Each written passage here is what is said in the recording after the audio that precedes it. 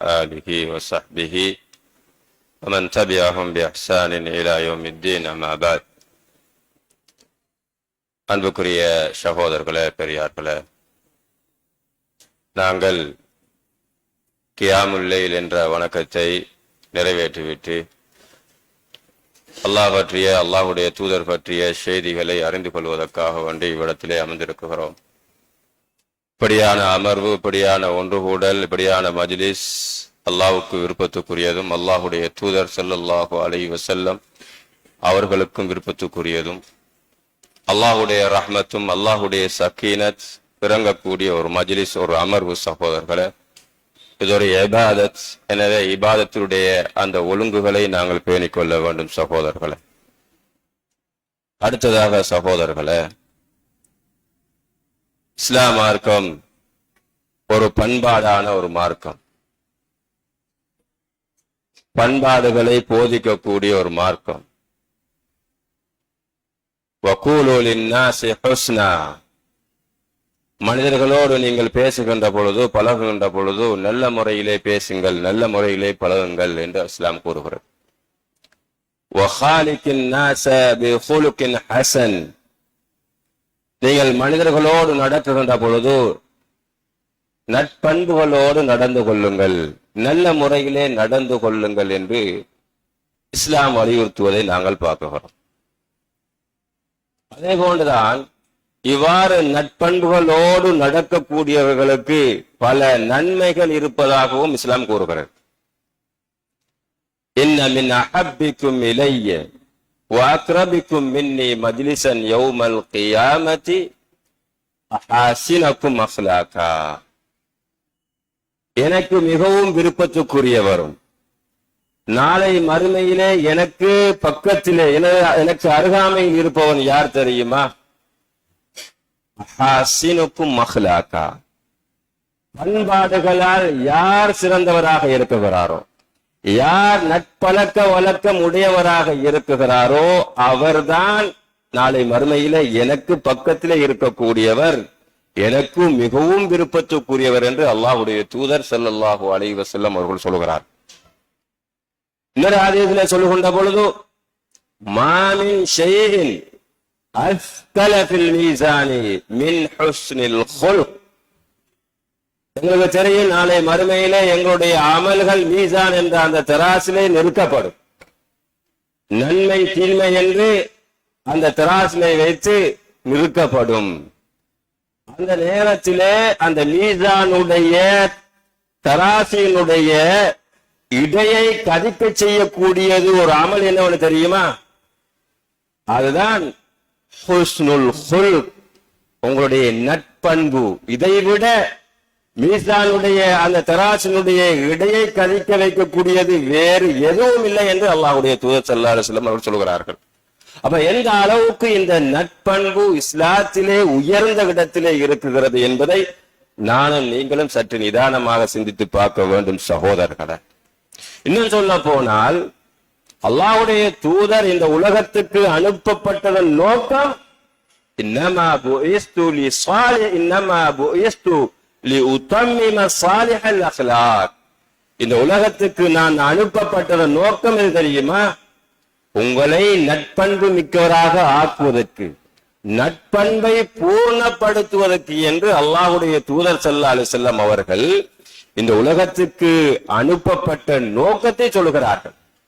அப்ப அல்லாஹ்வுடைய தூதருடைய தூதத்துவத்தினுடைய நோக்கமும் இந்த நட்பண்பை போதிப்பதற்காக வேண்டி சகோதரர்களே.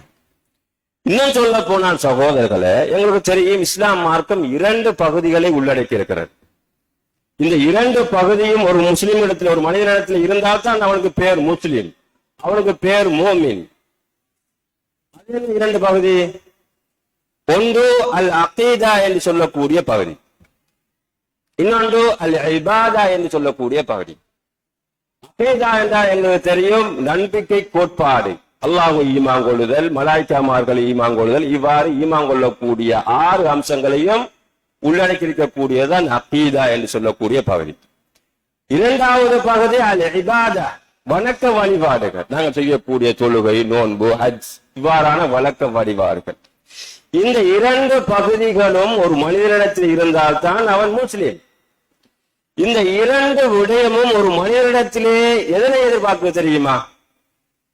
நட்பண்பைத்தான் எதிர்பார்க்கிறது. இந்த நட்பண்பை உருவாக்கத்தான் இந்த இரண்டு பகுதியும் விரும்புகிறது. இந்த அகீதா என்று சொல்லக்கூடிய இந்த பகுதி, நாங்கள் அல்லாஹ்வை ஈமான் கொண்டு இருக்கிறோமா இல்லையா? ஈமான் கொண்டு இருக்கிறோம்.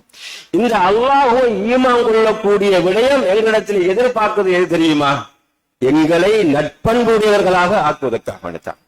அல்லாஹ்வுடைய தூதர் ஸல்லல்லாஹு அலைஹி வஸல்லம் அவர்கள் ஹதீஸில் சொல்லுகிறார்கள், லா யுமினு மன் கான யுமினு பில்லாஹி வல் யௌமில் ஆகிர் ஃபல்யகுல் கைரன் அவ் லியஸ்முத். யார் அல்லாஹ்வை ஈமான் கொண்டவராக இருக்கிறாரோ, மறுமை நாளை ஈமான் கொண்டவராக இருக்கிறாரோ, ஃபல்யகுல் கைரன், அவன் பேசினால் நல்லதை பேசட்டும்.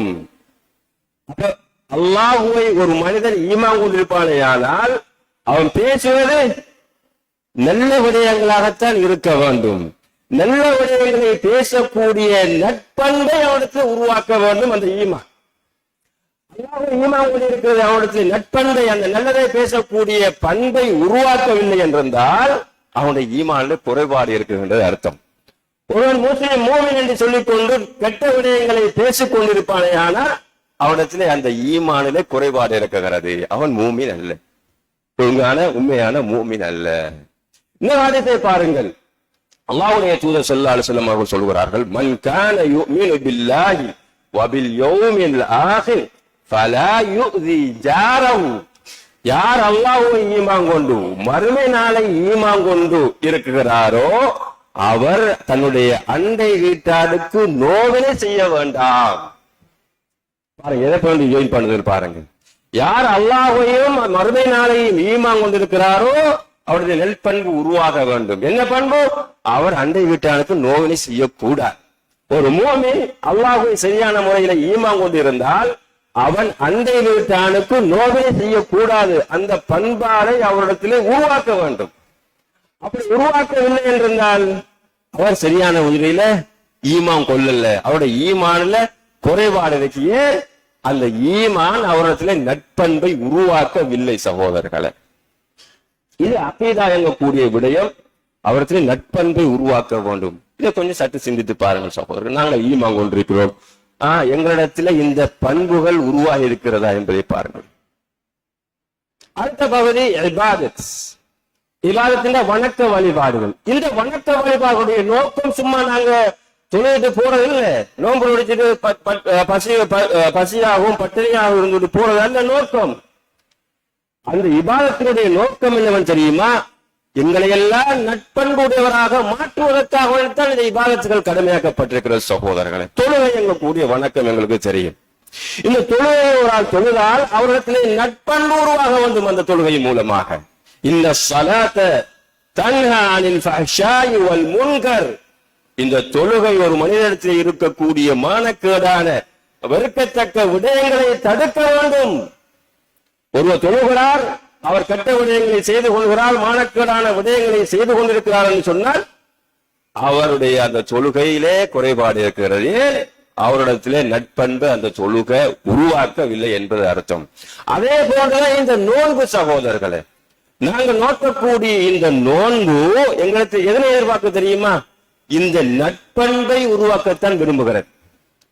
இந்த நோன்பு மூலமாக என்ன நட்பண்பு உருவாக விரும்புகிறது? முதலாவது நாவடக்கம் என்று சொல்லக்கூடிய நட்பண்பு. இந்த நோன்பை நோக்குகிறோம் என்று சொன்னால் அதன் மூலம் எங்களிடத்திலே நாவடக்கம் என்கக்கூடிய நட்பண்பு உருவாக வேண்டும். அல்லாஹ்வுடைய தூதர் ஸல்லல்லாஹு அலைஹி வஸல்லம் அவர்கள் சொல்கிறார்கள், இதா கான ஸௌமு அஹதிக்கும், உங்கள் ஒருவர் நோன்பாளியாக இருந்தால் லா யர்ஃபுத் வலா யஃசுக், அவன் கெட்ட விடயங்களை பேசாமல் தீய விடயங்களை பேசாமல் இருக்க வேண்டும். அப்ப நோன்பு நோற்றால் அவரிடத்திலே நாவடக்கம் என்கக்கூடிய நட்பண்பு உருவாக வேண்டும். அப்படி உருவாகவில்லை என்றால் அந்த நோன்பில வேலை கிடையாது சகோதரர், பிரயோஜனம் கிடையாது. அதே போன்றுதான் அடுத்த பண்பு, பொறுமை என்கக்கூடிய பண்பை இந்த நோன்பு உருவாக்க விரும்புகிறது. அல்லாஹ்வுடைய தூதர் சொல்கின்ற பொழுது, இன் ஸாப அஹதுன் அவ் காதலஹு ஃபல்யகுல் இன்னி ஸாயிமுன், உங்களோடு நீங்க நோம்பாளியாக இருக்கின்ற பொழுது உங்களோடு ஒருவர் வம்புக்கு வருகிறார், சண்டை ஒழிக்க வருகிறார், உங்கள் மீது எந்த வித தப்பும் கிடையாது. ஆனால் உங்களோடு சண்டை ஒழிக்க வருகிறார், உங்களுக்கு ஏசுகிறார். இந்த நேரத்தில் நீ பொறுமை இழந்து அவனோட சண்டை ஒழிக்க போக கூடாது. நீ என்ன செய்யணும்? பொறுமையாக இருந்து இன்னே சாயிமுன், நான் நோம்பாளி, நான் உன்னோட சண்டை ஒழிக்க வரமாட்டேன் என்று பொறுமையாக ஒதுங்கிக் கொண்டு பக்குவமாக அவர் செல்ல வேண்டும் என்று இஸ்லாம் சொல்லுகிறது. அப்ப இந்த நோம்பின் மூலமாக நாவடக்கம் என்று சொல்லக்கூடிய அந்த நட்பண்பு, பொறுமை என்று சொல்லக்கூடிய அந்த நட்பண்பு உருவாக வேண்டும் சகோதரர்களே. இந்த நட்பண்பை இந்த நோன்பு எங்களிடத்தில் உருவாக்கி இருக்கிறதா பாருங்கள பார்ப்போம். நாங்க 11 நோன்பு கடந்துட்டோம். இந்த நோன்பு எங்களிடத்திலே நாவடக்கத்தை ஏற்படுத்தியிருக்கிறதா? எப்பயாவது நோன்பு படுத்திக்கிட்டு நாங்க பொய் சொல்லாம இருந்திருக்கிறோமா? அடுத்தவனை அவதூறு சொல்லாம இருந்திருக்கிறோமா? சற்று சிந்தித்து பாருங்க பார்ப்போம். இந்த நோன்பு எங்களிடத்திலே பொறுமை என்ற அந்த நட்பண்பை உருவாக்கி இருக்கிறதா? இன்னைக்கு பாக்குறோம், நோம்ப பிடிச்சிட்டு கஞ்சி எடுக்கிற இடத்துல சண்டை, அடிகுடி. நோம்ப பிடிச்சிட்டு சோட்டிச்சு வாங்கக்கூடிய கடையில சண்டை, நோம்ப பிடிச்சிட்டு புடவை கடையில சண்டை, நோம்ப பிடிச்சது சர்க்கம், ஈரானா அமெரிக்காவா சர்க்கம். அப்ப எனவே இந்த நோன்பு எங்களிடத்துல பண்பாடை உருவாக்கவில்லை சகோதரர்களே. இப்படி பண்பாடை உருவாக்காத எந்த வணக்கமும் அல்லாஹ்விடத்திலே செல்வடியாற்றது சகோதரர்களே. வெறுமனே நாங்கள் நோன்பு வெறுமனே தொழுகிறோம் என்று சொன்னால் அதுல எந்த பிரயோஜனமும் கிடையாது சகோதரர்கள். பண்பாடை உருவாக்க வேண்டும். அல்லாஹ்வுடைய தூதர் ஸல்லல்லாஹு அலைஹி வஸல்லம் அவர்கள் சொல்லுகிறார்கள், மல்லம் யதா கௌல ஸூரி வல் அமல பிஹி ஃபலைஸ லில்லாஹி ஹாஜத்துன் ஃபீ அய்யதஅமஹு வஷராபா. ஒரு மனிதர் நோமை நோட்டுக் கொண்டு பொய்யான வார்த்தைகள், பொய்யான நடவடிக்கைகளை விடவில்லை என்றிருந்தால் அவர் பசித்திருப்பதும் தாயித்திருப்பதற்கும் அல்லாஹ்வுக்கு தேவையற்றது என்று அல்லாஹ்வுடைய தூதர் ஸல்லல்லாஹு அலைஹி வஸல்லம் அவர்கள் எச்சரிக்கிறார்கள். ஒரு நாள் அல்லாஹ்வுடைய தூதரிடத்திலே ஒரு பெண்மணி சுட்டி காட்டப்படுகிறார். பாருங்களேன், பண்பாடு இல்லாத வணக்கங்கள் அல்லாஹ்விடத்திலே எந்த விதத்திலும் செல்வடியாற்றுவது சகோதரர்களே. பாருங்கள், அதுக்கு உதாரணத்தை அல்லாஹ்வுடைய தூதரிடத்திலே ஒரு பெண்மணி சுட்டி காட்டப்படுகிறார். யார சொல்லலாம்? இந்த பெண்மணி இரவு முழுக்க தொழக்கூடியவர். மாஷா அல்லாஹ், இரவு முழுக்க தொழக்கூடியவர். இந்த பெண்மணி பகல் முழுக்க நோன்பு நோக்கக்கூடியவன். அவருடைய வாழ்க்கை எல்லாம் இபாதத் யார சொல்லலாம். ஆனால் இந்த பெண்மணி இடத்துல கெட்ட பழக்கம் ஒன்று. அது என்ன? இந்த பெண்மணி தன்னுடைய அண்டை வீட்டாரோட எப்பவும் சண்டை. அப்ப அல்லாஹ்வுடைய தூதர் ஸல்லல்லாஹு அலைஹி வஸல்லம் அவர்கள் சொன்னார்கள், வஹிய ஃபின்னார், இந்த பெண்மணி நரகவாதி என்று சொன்னார். ஏன் சகோதரர்களே? இரவு முழுக்க நின்று வணங்குகிறார், பகல் முழுக்க நோன்பு நோக்கிறார். ஆனால் அந்த வணக்கம் அவரிடத்திலே நட்பண்பை உருவாக்கவில்லை. நட்பண்பை உருவாக்காத எந்த அமலும் அல்லாஹ்விடத்திலே செல்வடி ஆகாது என்பதற்கு இந்த ஹதீஸ் எங்களுக்கு ஆதாரமாக இருக்கிற சகோதரர். பகல் முழுக்க நோன்பு நோக்கிறார், இரவு முழுக்க என்ன செய்யறார்? தொழுகிறார். ஆனால் அண்டை வீட்டானோடு நல்ல முறையில நடந்து கொள்ளல. அதனால அவர் நரகம் நுழைகிறார். ஏன் காரணம்? இந்த இபாதத்துகள், இந்த வணக்க வழிபாடுகள் நட்பண்பை உருவாக்கவில்லை. அதே போன்று அல்லாஹ்வுடைய தூதரத்தில் இன்னொரு பெண்மணி சுட்டி காட்டப்படுகிறார். யார ரசூலல்லாஹ், இந்த பெண்மணி கடுமையான வணக்கத்தை தவிர வேற எந்த வணக்கங்களையும் செய்வது கிடையாது. இரவுல சுன்னத்தான அந்த கியாமுல் தொழுவது கிடையாது, சுன்னத்தான நோன்பு நோட்பது கிடையாது, கடமையானதை மட்டும் செய்து கொள்கிறார். ஆனால் அவரிடத்திலே நட்பண்பு ஒன்று இருக்கிறது. யார ரசூலல்லாஹ், என்ன? அண்டை வீட்டாளோடு அழகான முறையில் நடந்து கொள்வார். அல்லாஹ்வுடைய தூதர் சொன்னார்கள், இந்த பெண்மணிதான் சொர்க்கவாதி. ஏன்? அவருடைய கொஞ்சம் அமலாக இருந்தாலும் அந்த அமல் அவரிடத்திலே நட்பண்பை உருவாக்கியது. என்ன நட்பண்பு? அந்த வீட்டாளர்களோடு அழகான முறையிலே நடந்து கொண்டது. எனவே நான் சகோதரர்களே, நாங்கள் செய்யக்கூடிய இபாதத்தாக இருக்கட்டும், அனைத்து காரியங்களும் எங்களிடத்திலே நட்பண்பை உருவாக்க வேண்டும். நட்பண்பை உருவாக்கவில்லை என்றிருந்தால் அந்த அமலிலே எந்தவித பிரயோஜனம் கிடையாது சகோதரர்களே. இன்னொரு ஹதீஸை சொல்லி நான் முடிச்சுக் கொள்கிறேன். எங்களுக்கு தெரியும் முஃப்லிஸ் என்று சொல்லக்கூடிய அல்லாஹ்வுடைய தூதர் ஸல்லல்லாஹு அலைஹி வஸல்லம் அவர்கள் சஹாபாக்களை பார்த்து கேட்கிறார்கள், அத்ததுரூன மல் முஃப்லிஸ், முஃப்லிஸ் என்றால் யார் தெரியுமா என்று கேட்கிறார்கள். எங்கட பாசையிலே சொன்ன போனால் பங்குரோத்துக்காரன் யார் தெரியுமா என்று அல்லாஹ்வுடைய தூதர் ஸல்லல்லாஹு அலைஹி வஸல்லம் சஹாபாக்களை பார்த்து கேட்கிறார்கள். சஹாபாக்கள் சொல்லுகிறார்கள், யார் ரசூலுல்லாஹ், பங்குரோத்துக்காரன் தான் அவன்கிட்ட நிறைய பணம் இருக்கும், செலவழிச்சு அனைத்தையும் இழந்து விட்டு கடைசியில ஒன்றுமில்லாம தெருவன் தான் பங்குரோத்துக்காரன் யார் ரசூலுல்லாஹ் என்று சஹாபாக்கள் சொல்கிறார்கள். ரசூல் ஸல்லல்லாஹு அலைஹி வஸல்லம் சொன்னார்கள், லா, அவன் கிடையாது பங்குரோத்துக்காரன். யார் தெரியுமா, நாளை மறுமையிலே பல அமல்களை கொண்டு வருவான். தொழுது, நோன்பு நோட்டு, ஹஜ்ஜு செய்து, சக்காத் செய்து, அந்த அதாவது அமல்களை, நன்மைகளை மூட்டை மூட்டையா கட்டி கொண்டு வருவான். ஆனால் அவனுடைய அந்த அமல்கள் எல்லாம் செல்லா காசியாக ஆகிவிடும். என்ன காரணம் தெரியுமா, ஒரு மனிதன் வருவான், யா அல்லாஹ், இந்த மனிதன் நினைக்கிறானே அமல்களோடு வந்திருக்கக்கூடிய இந்த மனிதன், அவன் எனக்கு ஏசினான் யா அல்லாஹ் என்று அவன் அங்க என்ன செய்வான், புகார் சொல்வான். உடனே அல்லாஹ் சுப்ஹானஹு வ தஆலா வேறுடைய அமல் இருந்து அவனுக்கு கொடுப்பான். ஒவ்வொரு மனிதனாக வந்து வந்து வந்து வந்து அவருடைய அந்த அமல்களுடைய அந்த நன்மைகள் அந்த அவரால் பாதிக்கப்பட்ட மனிதனுக்கு கொடுக்கப்படும். கடைசியாக இவரத்தில் அந்த நன்மைகள் எல்லாம் கொடுக்கப்பட்டு கடைசியாக ஒரு நன்மையும் கிடையாது. இப்ப இன்னொரு மனிதன் வருவான், யா அல்லாஹ், எனக்கு இந்த மனிதன் எனக்கு ஏசினான், எனக்கு அடித்தான், என்ற பொருளாதாரத்தை சுரண்டினான், இப்படி என்று வருவான். அந்த நேரத்தில் இவரத்துல கொடுக்கக்கூடிய எதுவும் கிடையாது, அமல்கள் எல்லாம் போயிட்டு. இப்ப என்ன செய்யற, அப்படியா, அவனுடைய தீமையை எடுத்து இவருக்கு கொடுக்கப்படும். அமலோடு வந்த மனிதன் தீமையை ஏற்று நாளை மறுமையிலே நரகத்திலே தள்ளப்படுவான் என்று அல்லாஹ்வுடைய தூதர் ஸல்லல்லாஹு அலைஹி வஸல்லம் அவர்கள் சொல்கிறார்கள் என்று சொன்னால் இது என்ன விளங்குது சகோதரர்களே?